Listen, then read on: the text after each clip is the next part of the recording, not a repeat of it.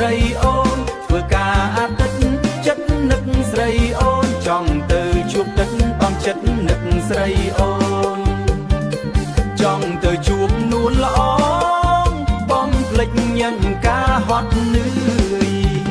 ថ្ងៃច័ន្ទដល់ថ្ងៃសុក្រចុកដៃចុកជើងចៅហ្វាយនាយស្រីយើងធ្វើការមិនចេះហើយធ្វើកាយនៅហៅយើងធ្វើការមិនចេះហើយ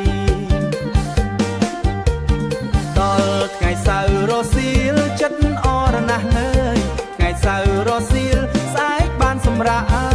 យចិត្តសប្បាយរោគលេខដាក់គ្មានស្អែកបានសម្រាកអើ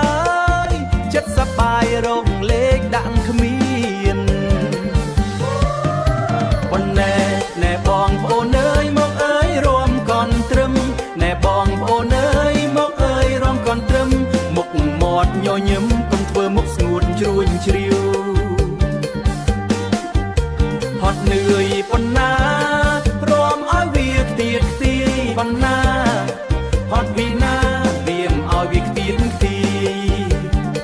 ថ្ងៃអាទិត្យមកដល់ហើយចាយលុយឲ្យសប្បាយម្ដងជ្រៀងឡើងវិញធ្វើការតាំងពីថ្ងៃច័ន្ទចិត្តនៅរីរងចាំថ្ងៃអាទិត្យដល់ថ្ងៃសៅរ៍ល្ងាចបន្តិចរៀបចំខ្លួនទៅរំឲ្យសប្បាយចិត្តរៀបចំខ្លួនទៅរំឲ្យសប្បាយចិត្ត